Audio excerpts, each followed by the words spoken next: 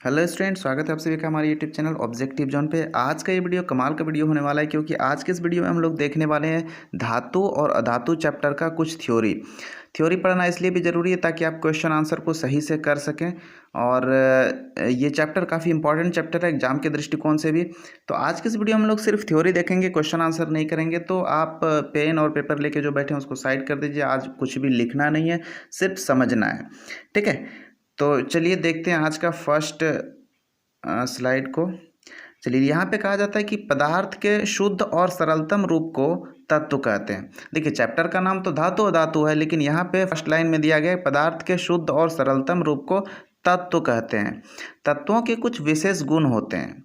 इन गुणों के आधार पर तत्वों को दो वर्गों में बांटा जा सकता है, धातु और अधातु। देखिए, जो तत्व है उसका कुछ गुण होता है, तो वो गुण अलग अलग होगा, एक तो होगा नहीं सबका। तो क्या गुण है, इसके आधार पे यदि हम इसको बांटेंगे तो इसके आधार पे धातु और अधातु के रूप में बांटा गया है, ठीक है। चलिए देख लेते हैं इसके आगे।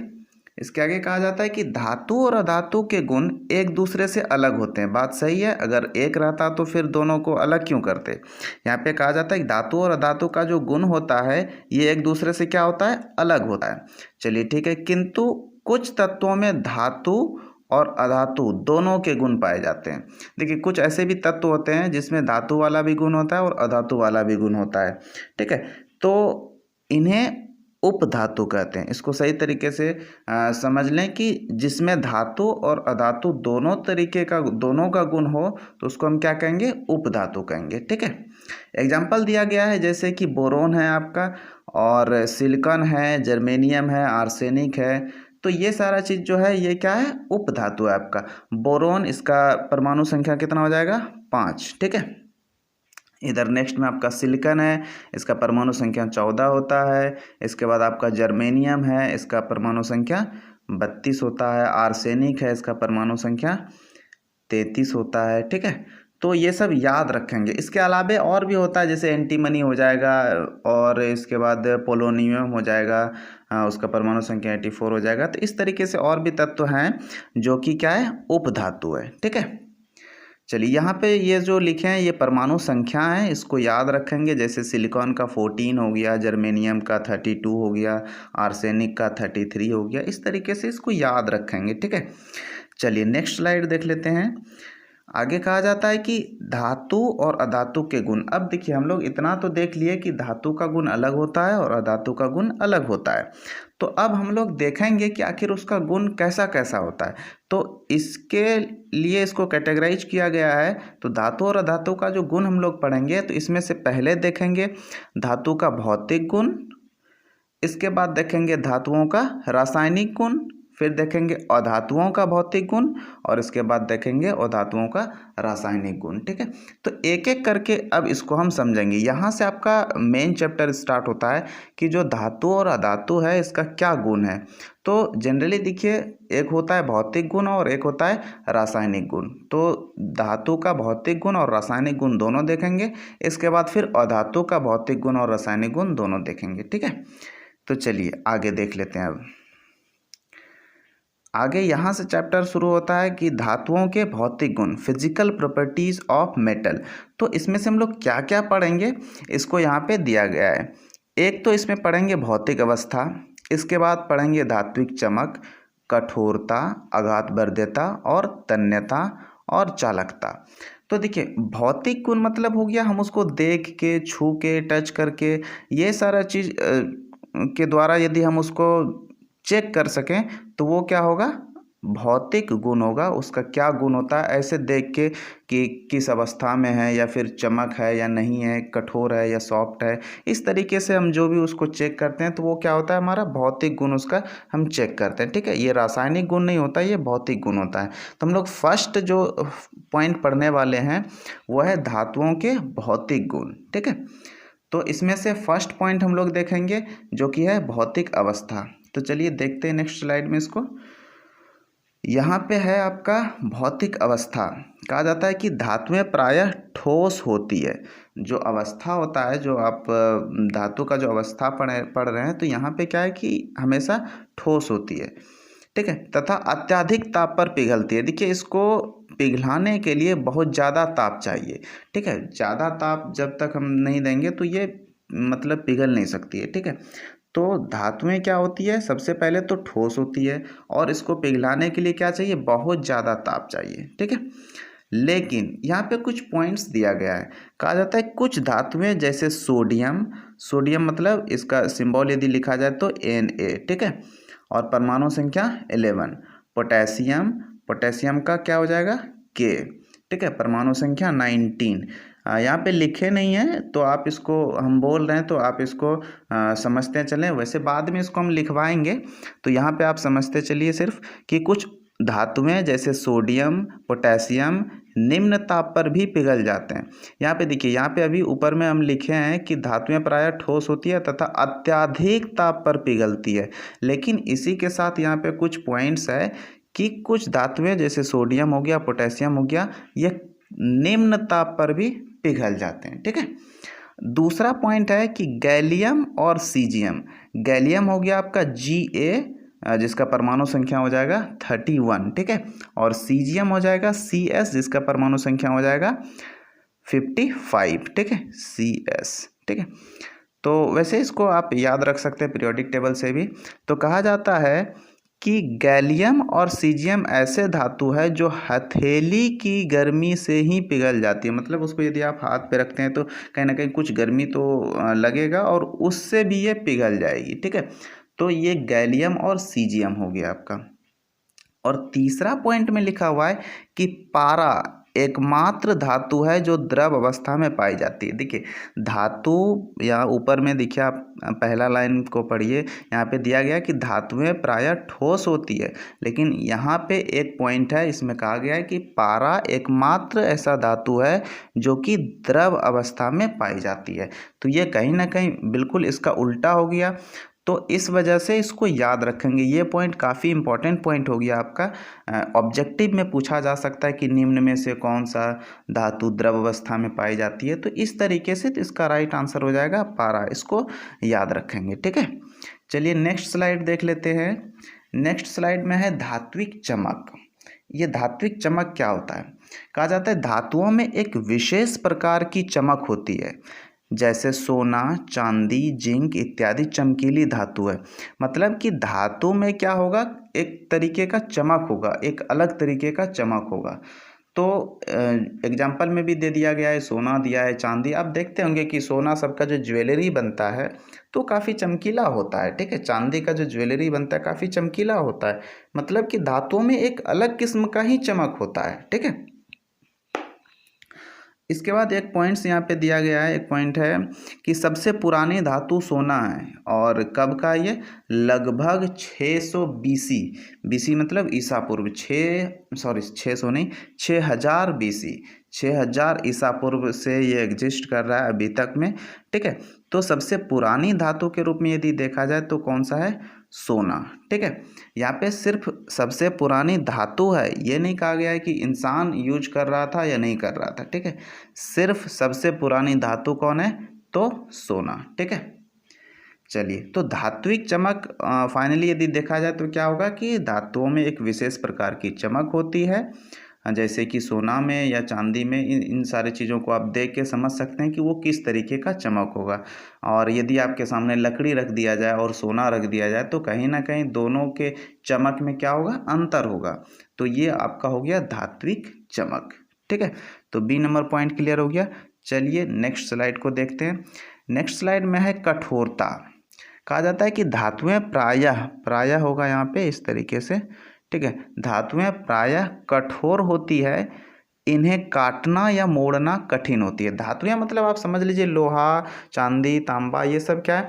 आपका धातु है। तो आप देखते होंगे कि ये क्या होता है? ये कठोर होता है, ये बहुत सॉफ्ट नहीं होता है, ये कठोर होता है।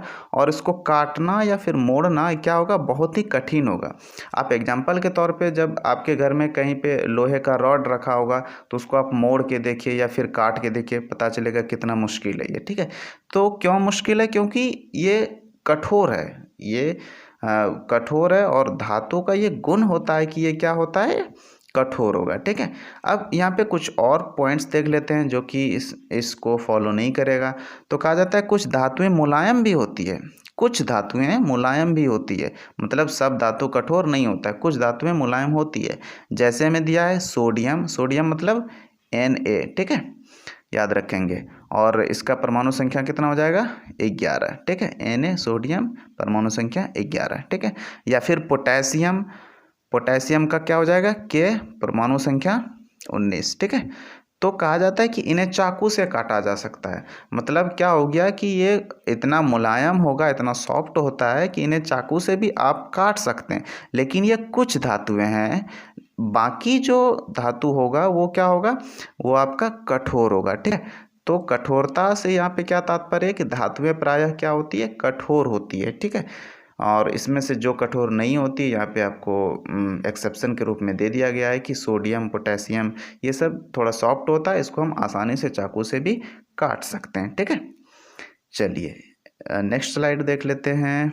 यहाँ पे है आघात वर्ध्यता, जो धातु का जो भौतिक गुण में से एक है आघात वर्ध्यता। आघात वर्ध्यता क्या होता है कि धातुओं को पीट पीट कर चादर के रूप में बनाया जा सकता है, मतलब उसको पीट पीट के हम चादर के रूप में ढाल सकते हैं या बना सकते हैं। ठीक है, धातुओं के इस गुण को आघात वर्ध्यता कहते हैं। देखिए ये काफ़ी इंपॉर्टेंट क्वेश्चन है, इसको अति लघु उत्तरीय प्रश्न में भी पूछा जाता है आघात वर्ध्यता क्या होता है, या फिर वहाँ पे कुछ ऑप्शंस दे दिया जाता है, उसमें पूछा जाता है कि इसमें से किसकी आघात वर्ध्यता ज़्यादा होगी, इस तरीके से क्वेश्चन रहता है। ठीक है, तो यहाँ पे आपको समझना है कि आघात वर्ध्यता भी क्या है, एक धातु का एक गुण है। और क्या गुण है, इसमें क्या होता है, तो इसमें धातु को पीट पीट के क्या किया जाता है, चादर के रूप में बनाया जा सकता है। तो इसी गुण को क्या कहते हैं हम, आघात वर्ध्यता। ठीक है, इसके बाद नीचे कुछ पॉइंट्स दिया गया है कि सोना और चांदी सबसे ज़्यादा आघात वर्ध्यता वाले धातु है। इसका मतलब ये हो गया कि सोना और चांदी को हम पीट पीट के बहुत पतला कर सकते हैं। ठीक है, तो ये हो गया आघात वर्ध्यता, मतलब कि लोहे और सोना, मान लीजिए आपको एक लोहा का टुकड़ा दिया गया और एक सोना का टुकड़ा दिया गया, दोनों को यदि पीट पीट के कहे चादर के रूप में बनाने के लिए, तो सोना बहुत पतला बनाया जा सकता है सोने के टुकड़े को, जबकि लोहे के टुकड़े को भी बनाया जा सकता है लेकिन उतना नहीं बनाया जा सकता है। ठीक है, तो ज़्यादा आघात वर्ध्यता किसका होता है, सोना और चांदी सबका। ठीक है, तो आघात वर्ध्यता सबका अलग अलग होता है, अलग अलग धातु का अलग अलग होता है, किसी का ज़्यादा होगा किसी का कम होगा। तो आघात वर्ध्यता ये भी एक गुण है धातु का, इसको याद रखेंगे। ठीक है, चलिए नेक्स्ट देख लेते हैं। नेक्स्ट है तन्यता, ये भी उसी तरीके का है।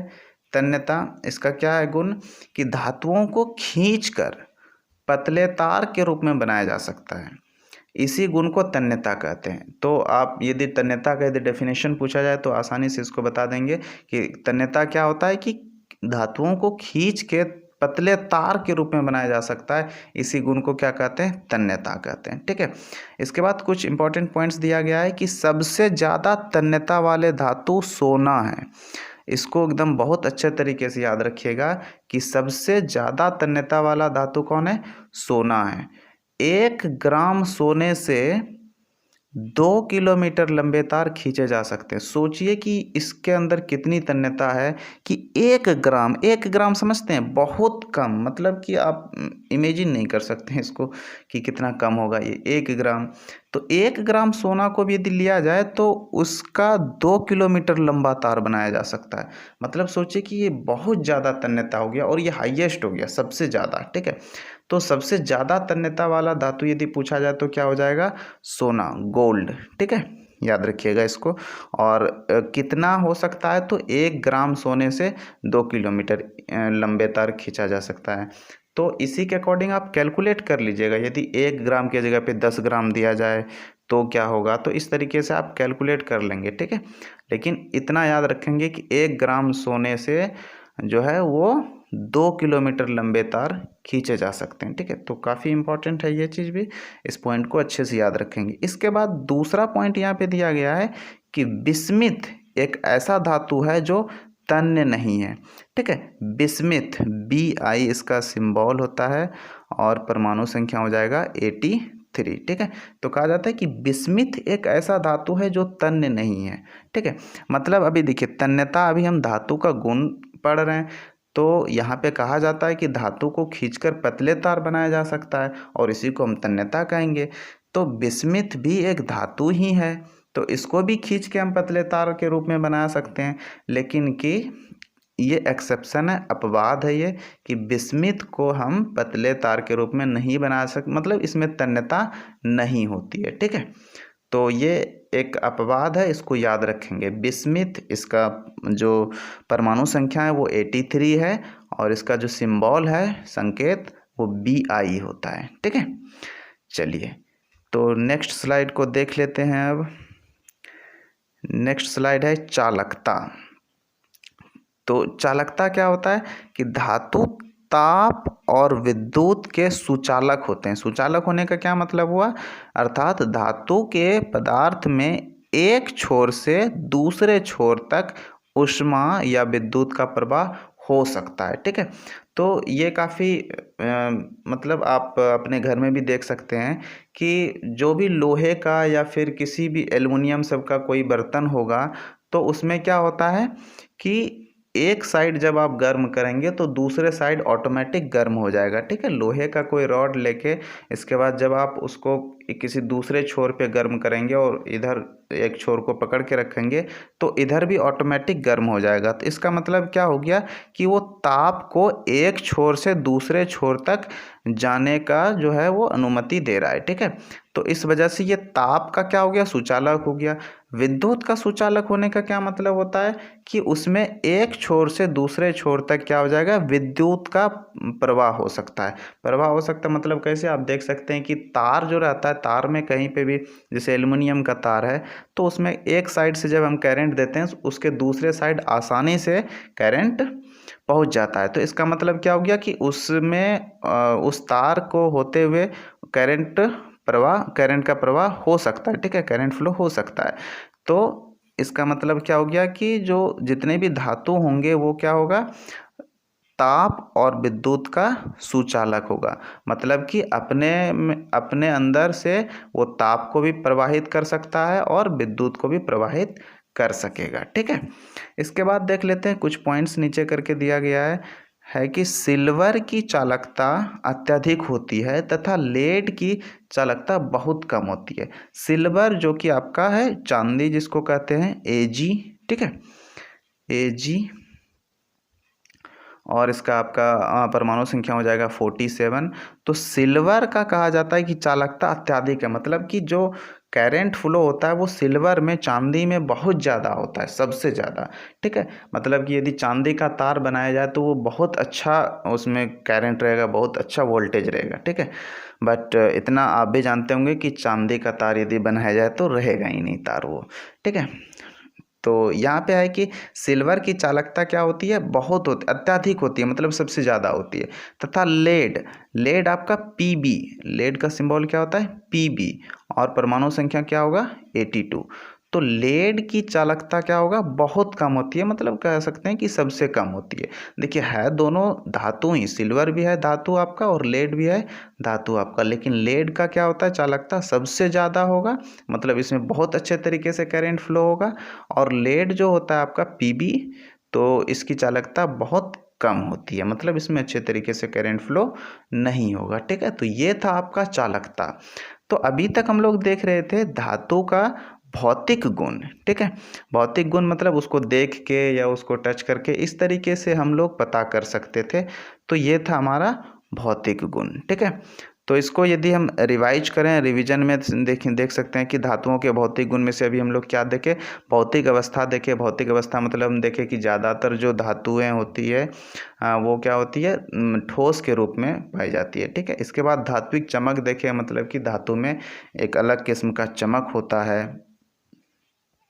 इसके बाद देखिए कठोरता में हम लोग देखें कि ज़्यादातर धातु क्या होता है, बहुत ज़्यादा कठोर होता है, ठीक है। वहीं हम लोग देखें कुछ ऐसे भी धातु होते हैं जो कि सॉफ्ट भी होते हैं, ठीक है। एग्जाम्पल के तौर पे सोडियम देखे थे हम लोग, जो कि क्या होता है, सॉफ्ट होता है, उसको आसानी से हम चाकू से भी काट सकते हैं, ठीक है। इसके बाद नेक्स्ट पॉइंट देखें हम लोग आघात वर्ध्यता। आघात वर्ध्यता क्या होता है कि धातु को पीट पीट के चादर के रूप में उसको बना सकते हैं, तो ये क्या होता है, इस गुण को हम क्या कहते हैं, आघात वर्ध्यता, ठीक है। इसके बाद हम देखें नेक्स्ट पॉइंट तन्यता। तन्यता क्या होता है कि किसी भी धातु को खींच के एक लंबे तार के रूप में बनाया जा सकता है, और इसी गुण को क्या कहते हैं, तन्यता। सबसे अधिक तन्यता वाला धातु सोना, ठीक है, हम लोग अभी कुछ स्लाइड पहले देखे थे, ठीक है। इसके बाद है चालकता। चालकता मतलब क्या हो गया कि जो धातु होता है वो क्या होता है, विद्युत और ताप का सुचालक होता है, मतलब अपने अंदर से वो ताप और विद्युत दोनों को फ्लो करने का अलाउ करता है, ठीक है। तो ये अभी हम लोग देखे धातु का भौतिक गुण, और इसके ये पहला पॉइंट था। दूसरा पॉइंट हम लोग क्या लिखे थे वहाँ पे, दूसरा पॉइंट लिखे थे धातुओं का रासायनिक गुण। तो अब हम लोग देखेंगे धातुओं का रासायनिक गुण। तो चलिए नेक्स्ट स्लाइड पे चलते हैं। यहाँ पे आ गया आपका धातुओं के रासायनिक गुण। रासायनिक गुण का मतलब क्या होता है कि हम उसका रिएक्शन किसी से करवा के देखेंगे कि क्या बनता है, ठीक है। अलग अलग चीज़ से हम क्या करेंगे, उसका रिएक्शन करवाएंगे। तो केमिकल प्रॉपर्टीज ऑफ मेटल्स, तो इसमें से देख लेते हैं क्या लिखा हुआ है कि धातुएं विद्युत धनात्मक होती है, उनमें इलेक्ट्रॉन त्यागने की प्रवृत्ति होती है। देखिए जो इलेक्ट्रॉन का त्याग करेगा वो विद्युतता क्या होता है, धनात्मक, उसके ऊपर प्लस का सिंबल होता है, ठीक है। तो ये उसी के साथ रिएक्शन करेगा जो कि इलेक्ट्रॉन को क्या करे, एक्सेप्ट करे, मतलब ग्रहण करे। ये मतलब कि धातु हो गया आपका त्यागने वाला, तो अब धातु जो रिएक्शन दूसरे के साथ करेगा वो किसके साथ करेगा, उसके साथ करेगा जिसके पास की वो वाला क्षमता हो कि वो एक्सेप्ट करे, ग्रहण करे इलेक्ट्रॉन को, तो उसके साथ धातु आसानी से अभिक्रिया कर सकेगा, ठीक है। तो चलिए इसका रासायनिक गुण अब देख लेते हैं, अलग अलग चीज़ों से रिएक्शन करवा के देखेंगे इसका रासायनिक गुण, ठीक है। तो चलिए पहला देखते हैं, पहला स्लाइड है कि ऑक्सीजन से अभिक्रिया। पहला नंबर में है कि ऑक्सीजन से अभिक्रिया, धातुएं ऑक्सीजन से अभिक्रिया कर ऑक्साइड बनाती है। देखिए धातु का जब भी ऑक्सीजन से अभिक्रिया होगा तो क्या बनाएगा, ऑक्साइड बनाएगा। जैसे एग्जांपल के तौर पे देख लीजिए कि जैसे सोडियम है, इसका अभिक्रिया हम ऑक्सीजन से कराएंगे तो क्या होगा, Na2O, ठीक है। इसको बैलेंस करना पड़ेगा, अभी बैलेंस नहीं है। जैसे ऑक्सीजन यहाँ पे 2 है तो यहाँ पे भी 2 कर दीजिए, 2 ऑक्सीजन हो गया, लेकिन सोडियम 4 हो गया तो यहाँ पे 4 कर दीजिए, ठीक है। अब ये बैलेंस है, तो ऑक्सीजन के साथ जब भी अभिक्रिया करेगा तो क्या बनाएगा, ऑक्साइड बनाएगा, यहाँ पे देख सकते हैं, ठीक है। तो ये एक इक्वेशन है, इस इक्वेशन को याद करेंगे, और भी बुक में बहुत सारा इक्वेशन मिल जाएगा आपको, तो उसको याद नहीं करना है कि ये सोडियम एक धातु है, धातु जब ऑक्सीजन से विक्रिया किया तो ऑक्साइड बनाया इधर, ठीक है। इसके बाद कुछ यहाँ पे एक पॉइंट्स दिया गया है कि सिल्वर, गोल्ड, प्लेटिनम आदि नोबेल धातुएं हैं, ये उच्च ताप पर भी ऑक्सीजन से अभिक्रिया नहीं करती। देखिए कुछ ऐसे भी धातु होते हैं जो कि ऑक्सीजन से अभिक्रिया नहीं करेगा, ठीक है। तो उसमें से यहाँ पे दिया गया आपका सिल्वर, गोल्ड, प्लेटिनम, ये सब जो है वो नोबेल धातुएं कहलाता है, और ये सब क्या करेगा, ऑक्सीजन से अभिक्रिया नहीं करेगा। हम यहाँ पे नोबेल धातु लिखे हैं, नोबेल गैस नहीं समझ लेना है इसको, ठीक है। तो इस बात का विशेष ख्याल रहे। तो एक इक्वेशन यहाँ पे हम एग्जांपल के तौर पे लिख दिए हैं, इसी तरीके का और भी बहुत सारा इक्वेशन है, तो वो हम क्वेश्चन आंसर जिस दिन कराएंगे तो उसमें हम लोग देखेंगे और डिटेल में। यहाँ पे सिर्फ इतना दिखाना था हमको कि धातु जब ऑक्सीजन से विक्रिया करेगा तो ऑक्साइड का फॉर्मेशन करता है, ठीक है। चलिए नेक्स्ट पॉइंट देख लेते हैं। नेक्स्ट पॉइंट है जल से अभिक्रिया। देखिए पहला पॉइंट में हम लोग क्या किए, ऑक्सीजन से अभिक्रिया करवाए, दूसरा पॉइंट में है जल से अभिक्रिया।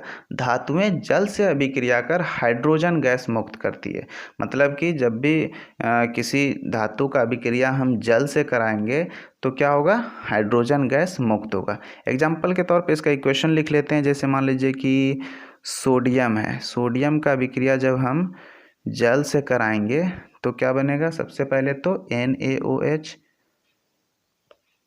और इसके बाद हाइड्रोजन गैस, ठीक है, गैस के रूप में बनेगा। तो तीर इसीलिए बगल में दिया जाता है कि वो निकल जाएगा, ठीक है। तो अभी ये बैलेंस नहीं है, तो इसको बैलेंस करने के लिए 2 यहाँ पे लगा दीजिए, एक 2 यहाँ पे लगा दीजिए, तो और एक 2 यहाँ पे लगा दीजिए। अब ये बैलेंस है, ठीक है। मतलब कि जब भी एक धातु जल से अभिक्रिया करेगा तो क्या बनाएगा, हाइड्रोजन गैस रिलीज करेगा, ठीक है। ये इंपॉर्टेंट है कि हाइड्रोजन गैस रिलीज करेगा, ठीक है। एक और एग्जांपल इसका दिया जा सकता है, जैसे मान लीजिए कि पोटेशियम है K+H2O, तो इधर क्या बनेगा KOH और फिर H2 गैस के रूप में ये बन के उड़ जाएगा, ठीक है। तो ये भी अभी बैलेंस नहीं, इसको भी बैलेंस किया जा सकता है। यहाँ पे 2 लगा दीजिए, फिर जल के आगे भी 2 लगा दीजिए, फिर यहाँ पे KOH में यहाँ पे भी 2 लगा दीजिए। तो ये अब क्या है, ये बैलेंस है, ठीक है। 2 हाइड्रोजन, 2 इधर, 4 4, चलिए हाँ, अब ये बैलेंस है। तो यहाँ पे आप देख सकते हैं कि एक धातु जब जल से अभिक्रिया करता है तो हाइड्रोजन गैस को क्या करेगा, रिलीज करेगा हमेशा, ठीक है। और भी इसका कई एग्जांपल दिया जा सकता है, तो हम लोग क्वेश्चन आंसर में देखेंगे। तो यहाँ पे जो 2 एग्जांपल दिए इसको थोड़ा सा दिमाग में रखेंगे कि कोई भी धातु जब जल से अभिक्रिया करेगा तो क्या करेगा, हाइड्रोजन गैस को मुक्त करेगा। ये अभिक्रिया आप पढ़े होंगे इसके प्रीवियस चैप्टर में भी, ठीक है, एसिड बेस एंड सॉल्ट में भी। चलिए नेक्स्ट देख लेते हैं। नेक्स्ट है अम्ल से अभिक्रिया, मतलब धातुएं अम्ल से अभिक्रिया कर लवण और हाइड्रोजन गैस बनाती है। तो ये भी इम्पॉर्टेंट है कि कोई भी धातु जब अम्ल से अभिक्रिया करेगा तो क्या बनाएगा, लवण तो बनाएगा ही और हाइड्रोजन गैस यहाँ पे भी रिलीज करेगा, ठीक है। तो इसका भी एक इक्वेशन देख लेते हैं। जैसे मान लीजिए कि मैग्नीशियम का करवाते हैं, Mg+HCl, ठीक है। तो क्या बन जाएगा, MgCl2 प्लस हाइड्रोजन गैस, ठीक है। तो इसको भी याद रखेंगे सही तरीके से। देखिए मैग्नीशियम आपका हो गया धातु, एक धातु जब अम्ल के साथ, हाइड्रोक्लोरिक अम्ल है यहाँ पे, अम्ल के साथ अभिक्रिया कर रहा है तो यहाँ पे लवण बना रहा है और हाइड्रोजन गैस को रिलीज कर रहा है, ठीक है। इसका दूसरा एग्जाम्पल भी दिया जा सकता है। चलिए एक और एग्जाम्पल देके देखते हैं, इस बार लोहा का कराते हैं। Fe लोहा हो गया, इसका भी हाइड्रोक्लोरिक एसिड के साथ यदि हम अभिक्रिया कराएंगे तो क्या हो जाएगा, FeCl2 प्लस H2। यहाँ पे भी आप देख सकते हैं कि हाइड्रोजन गैस रिलीज हो रहा है, ठीक है। तो इसको आप बैलेंस कर सकते हैं, FeCl यहाँ पे 2 यदि लगा देंगे तो ये बैलेंस हो जाएगा। चलिए ठीक, तो यहाँ पे भी देख सकते हैं कि एक धातु जब अम्ल के साथ अभिक्रिया कर रहा है तो लवण और हाइड्रोजन गैस को रिलीज कर रहा है। तो मेन चीज़ यहाँ पे ये था कि एक लवण बनेगा और हाइड्रोजन गैस रिलीज होगा, ठीक है। तो अभी हम लोग ये तीनों गुण देखे, धातु का रासायनिक गुण था ये, ठीक है। क्या क्या देखे, एक बार फिर से इसको देख लेते हैं। पहला गुण देखे ऑक्सीजन से अभिक्रिया, तो जब भी ऑक्सीजन से अभिक्रिया करेगा तो ऑक्साइड बनाएगा। दूसरा रासायनिक गुण देखे जल से अभिक्रिया, तो धातु जब जल से अभिक्रिया करेगा तो हाइड्रोजन गैस मुक्त करेगा। और तीसरा जो हम लोग देखे अम्ल से अभिक्रिया, तो धातु जब भी अम्ल से अभिक्रिया करेगा तो क्या करेगा, लवण बनाएगा और हाइड्रोजन गैस मुक्त करेगा, ठीक है। तीनों का एग्जाम्पल भी हम दे दिए थे। तो आई होप कि इसमें से ये सारी चीज़ें समझ में आ गई होगी। तो हम लोग जो शुरू में देखे थे 4 पॉइंट्स, धातु और अधातु का जो गुण ऊपर में लिखा हुआ था वहाँ पे उसके नीचे 4 पॉइंट्स था। पहला था धातु का भौतिक गुण, फिर था धातु का रासायनिक गुण, फिर था अधातुओं का भौतिक गुण और अधातु का रासायनिक गुण। तो अभी जो हम लोग पढ़े इसमें से हम लोग धातु का भौतिक गुण मतलब कि जो पॉइंट्स नंबर 1 था उसको पढ़ लिए। इसके बाद धातु का रासायनिक गुण ये भी हम लोग पढ़ लिए, ठीक है। अब बचा है अधातु का भौतिक गुण और अधातु का रासायनिक गुण। तो ये 3 पॉइंट नंबर 3 और 4 को हम लोग नेक्स्ट वीडियो में देखेंगे। अभी हम लोग धातु से रिलेटेड चीज़ों को कंप्लीट कर दिए, मतलब मेटल से रिलेटेड चीज़ों को कंप्लीट कर लिए हैं। ठीक है, तो आज का कुछ क्वेश्चंस यहाँ पे दिया गया है कि 2 ग्राम सोना से कितनी लंबी तार खींची जा सकती है। यदि आप पूरे अभी के लेक्चर को सही से सुने होंगे तो ईजिली आप इसको बना सकते हैं कि 2 ग्राम सोना से कितनी लंबी तार खींची जा सकती है। इसके बाद दूसरा क्वेश्चन नंबर 2 है, कौन सी धातु द्रव अवस्था में पाई जाती है। ठीक है, तो ये 2 क्वेश्चन यदि आप सही से वीडियो को देखे हैं तो इस 2 क्वेश्चन का जवाब आप आसानी से दे पाएंगे। तो हम उम्मीद करते हैं कि आप इस दोनों क्वेश्चन का जवाब दे पाएंगे। दोनों क्वेश्चन का जवाब आप कमेंट बॉक्स में ज़रूर दें। ठीक है, और इसका आंसर हम नेक्स्ट पार्ट में अपलोड कर देंगे या फिर बता देंगे नेक्स्ट पार्ट में। और नेक्स्ट पार्ट में हम लोग क्या देखेंगे, अधातुओं का भौतिक गुण और अधातुओं का रासायनिक गुण। तो आप जुड़े रहें हमसे और नेक्स्ट पार्ट को ज़रूर देखना है। तो आप इसके लिए आप चैनल को सब्सक्राइब कर सकते हैं ताकि जब भी इसको चढ़ाएंगे तो आपको अपडेट मिल जाएगा। वैसे आप चेक करते रहिए डिस्क्रिप्शन, बहुत जल्दी इसका नेक्स्ट पार्ट हम अपलोड कर देंगे। तो उम्मीद है कि आज का ये वीडियो समझ में आया होगा। ये कंप्लीट चैप्टर नहीं हुआ है अभी इसमें बचा है पॉइंट 3 और 4 अभी तक बचा हुआ है, तो उसको भी देखेंगे। और भी इससे रिलेटेड काफ़ी सारा चीज़ इसमें बचा हुआ है अभी। तो ये पार्ट 1 था जो कि हम लोग कंप्लीट कर लिए। और पार्ट 1 में हम लोग क्या देखे, तो धातुओं का भौतिक गुण और धातुओं का रासायनिक गुण। ठीक है, तो आई होप कि ये समझ में आया होगा आपको। यदि समझ में नहीं आया तो एक बार फिर से इसको आप देख सकते हैं शुरू से लेके, तो काफ़ी सारा चीज़ क्लियर हो जाएगा। ठीक है, तो मिलते हैं फिर नेक्स्ट वीडियो में। तब तक के लिए आप प्रैक्टिस करते रहिए और चैनल को सब्सक्राइब ज़रूर कर लीजिए। ठीक है।